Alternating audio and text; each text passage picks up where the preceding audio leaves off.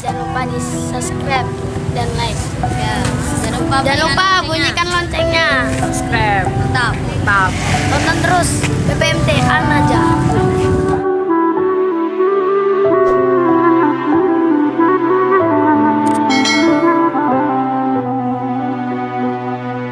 Bismillahirrahmanirrahim. Subhanallahi wa bihamdihi adada khalqi wa ridha nafsihi wa jinata arsidi wa midada kalimat.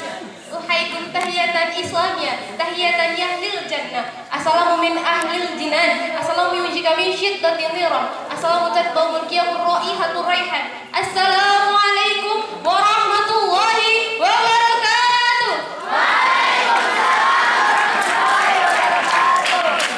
Alhamdulillahirabbil alamin. Alhamdulillahilladzi ja'ala al-qalam lil kitaba wal kitaba lil qira'ah wal qira'ah lil ma'rifah wal ma'rifah lil ibadah wal ibadah lillahi ta'ala.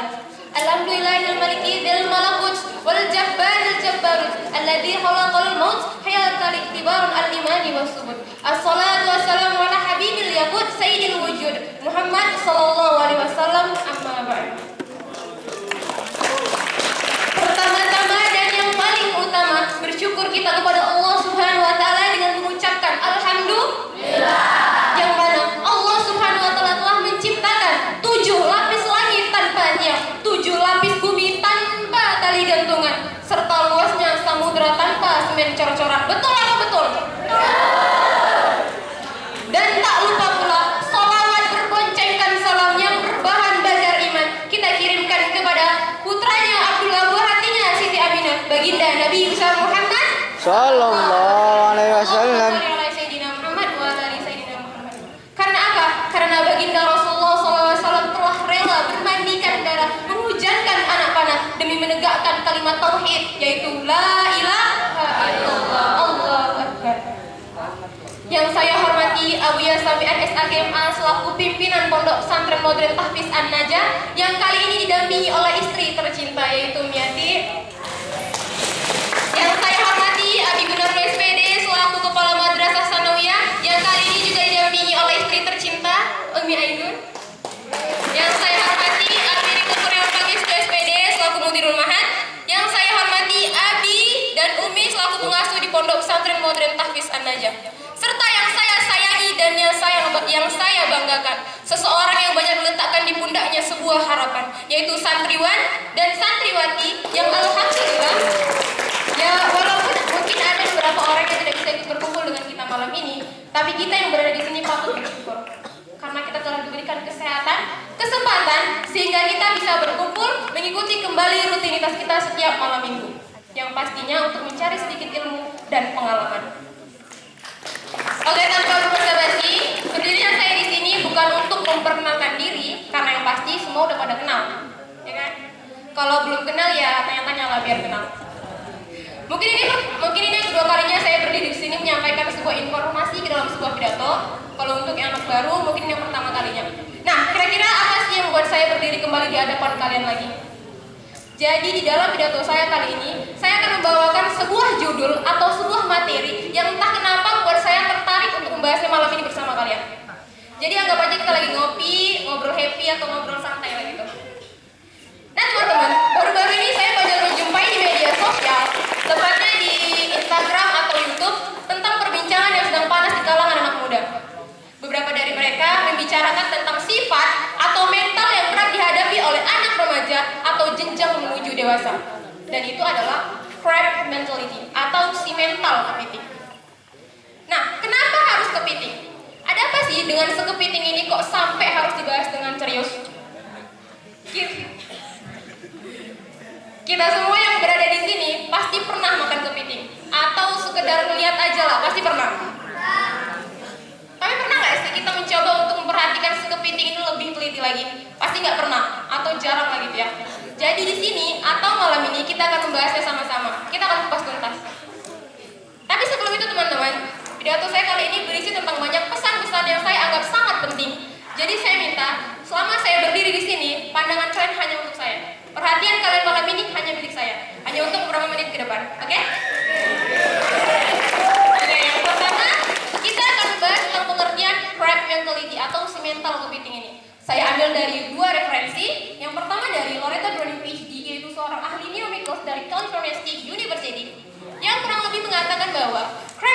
ini adalah kondisi di mana kita akan selalu menahan orang lain untuk bergerak atau melakukan sesuatu yang lebih. Dengan kata lain, siapapun yang memiliki sifat mental kepiting ini bakal berusaha hold us back, menarik atau menahan kita karena dianya atau kitanya sendiri nggak mau tertinggal.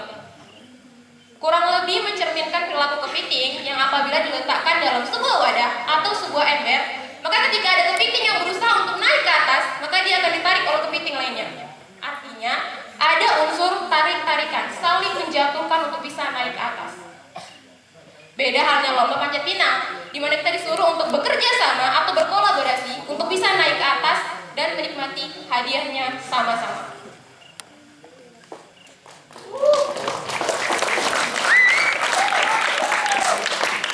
Nah, sedangkan definisi yang kedua, saya ambil dari Instagram yang memuat website sociology.com yang mengatakan bahwa threat mentality ini dianggap sebagai perasaan negatif saat mengetahui ada orang lain yang selangkah mendahului kita. Atau singkatnya ini kita sering ngerasa jengkel atau iri ketika kita melihat ada orang lain yang lebih maju daripada kita. Dua kata kunci yang bisa kita ambil dari dua definisi tadi. Yang pertama, senang melihat orang lain susah dan susah melihat orang lain senang. Jadi itu adalah dua kata kuncinya. Mungkin awalnya iri, kemudian actionnya atau aksinya menahan. Caranya banyak, bisa menakut-nakuti, mencibir, bukan gak mungkin memfitnah, membuat kubu tandingan, diomongin dari belakang, dan sejenisnya. Itu bisa terjadi. Ada dua alasan teman-teman, kenapa kita harus menghindari perilaku mental kepiting. Yang pertama, mental kepiting akan selalu membuat kita terus merasa nyaman berada di zona nyaman kita. Efek jangka pendeknya, kita merasa besar di akuarium yang kecil. Sedangkan efek jangka panjangnya, kita start atau kita mulai, tapi kita nggak bertumbuh atau nggak berkembang sama sekali. Jika ini sedang terjadi pada diri kita atau lingkungan kita, ada baiknya kita cek lagi. Jangan-jangan kita sedang mengidap penyakit mental kepiting. Atau di sekitar kita ada teman-teman yang bermental kepiting. Nah, ada beberapa tips yang bisa saya bagikan cara menghadapi orang-orang yang berperilaku mental kepiting. Nah, yang pertama adalah shifting the mindset. Jadikan yang lain sebagai inspirasi, motivasi, bukan lawan berkompetisi. Teman-teman, saya pernah dengar orang bijak mengatakan bahwa hidup ini adalah perjalanan, bukan perlombaan. Alih-alih menahan mereka yang coba untuk berkarya, kenapa kita nggak coba untuk ambil start juga? Melakukan sesuatu yang belum pernah kita lakukan sebelumnya dan menyusul mereka. Tentu dalam konteks kebaikan. Daripada terus merasa jengkel atas orang lain yang berkarya, kenapa kita nggak memberanikan diri untuk berkolaborasi juga? Kuncinya cuma satu, kita punya irisan tujuan dan target yang sama. Nah, sedangkan tips yang kedua adalah rules of relationship. Teman-teman, sadar atau nggak sadar, mental kepiting ini sebenarnya membuat kita berusaha untuk mengontrol pikiran hingga tindakan orang lain. Contohnya orang sekitar kita aja, keluarga kita atau sahabat kita. Setidaknya agar mereka tidak lebih unggul dari kita. Nah, sedangkan tips yang ketiga adalah having humility atau rendah hati. Teman-teman, kita sering berpikir bahwa kita akan terjebak dalam mental kepiting ini saat kita sedang terjatuh. Ini benar di satu sisi, tetapi faktanya saat kita berada di atas atau saat kita sedang berada di puncak, tidak menutup kemungkinan kita memiliki potensi mengidap penyakit mental kepiting. Contohnya ada orang yang bilang karena kita hidup di lingkungan masyarakat yang memiliki pandangan atau pemikiran yang bukan hanya nggak logis, tapi sering mengkerdilkan mindset dan mental kita. Contohnya kata-kata, alah ngapain sih kita terlalu keras, toh semuanya bakal tetap sama. Alah ngapain sih perempuan sekolah tinggi-tinggi bakal tetap jadi babu di rumah. Mau sampai kapan? Mau sampai kapan kita akan dijajah oleh pemikiran-pemikiran yang seperti ini? Saya pernah baca kata-kata bijak yang mengatakan bahwa do the best but don't feel the best. Berusahalah melakukan yang terbaik, namun jangan pernah merasa menjadi yang terbaik. Karena di atas langit, tentu masih ada langit. Toh menjadi rendah diri gak akan membuat kita rendah diri. Toh menjadi rendah hati gak akan membuat kita rendah diri, hina atau lebih kecil dari orang lain. Justru menjadi rendah hati akan membuat kita lebih dihormati dan disegani oleh banyak orang. Nah, tips yang keempat adalah bantu dan tolong orang lain. Teman-teman, ini adalah hal yang sering dianggap biasa, padahal pengaruhnya sangat luar biasa untuk mental kita. Rumusnya, give, then we will get. Konteks dalam tolong-menolong itu kan gak harus berupa uang. Bisa berupa pengalaman, bisa berupa informasi yang kita berikan, berupa ilmu, dan sejenisnya. Kalau ini kita lakukan, akan ada rasa senang di hati kita saat orang yang kita tolong ini mencapai tujuannya. Karena ketika kita menolong atau berbuat baik kepada orang lain, sejatinya kita telah berbuat baik pada diri kita sendiri. Nah, tips yang terakhir adalah kolaborasi atau kerjasama. Teman-teman, kerjasama ini sangat penting. Daripada kita terus mencontoh perilaku kepiting yang saling menjatuhkan, kenapa kita nggak mencoba mencontoh perilaku semut? Ya nggak? Mereka yang kita lihat tampak kecil, nyatanya justru ngasih pelajaran penting tentang kolaborasi atau kerjasama. To act as a team, to fight as a team, to survive as a team. Nah teman-teman, kalian nggak usah mikirin apa yang orang pikirkan tentang kalian. Karena apapun yang kalian lakukan, mau sebaik apapun itu, selalu akan ada aja orang yang komentarinya. Entah itu baik ataupun buruk, entah itu disampaikan dengan tulus ataupun disisipi sedikit rasa dengki. Tapi pada akhirnya kita akan menjalaninya. Kita yang selalu bertanggung jawab atas hidup kita sendiri, bukan orang lain. Saya pernah baca buku tentang psikologi hati manusia, di mana manusia itu tidak akan pernah lepas dari yang namanya rasa khawatir dan rasa cemas. Bahkan untuk hal yang positif sekalipun, itu sudah menjadi sifat alaminya manusia. Tetapi pertanyaannya, seberapa hebat dia mampu mengendalikan rasa khawatirnya? Ada teman-teman kita lihat orang yang dari luar kelihatan tenang, padahal mentalnya sedang dibantai habis-habisan. Ada orang yang dari luar udah kelihatan nih, lemah, letih, lesu, lainnya. Kalian ada di versi yang mana? Sama halnya kalian yang berada di pondok ini. Kalian tahu kenapa alasan pondok ini didirikan? Yaitu untuk menghasilkan atau melahirkan generasi santri yang hebat dan berkualitas.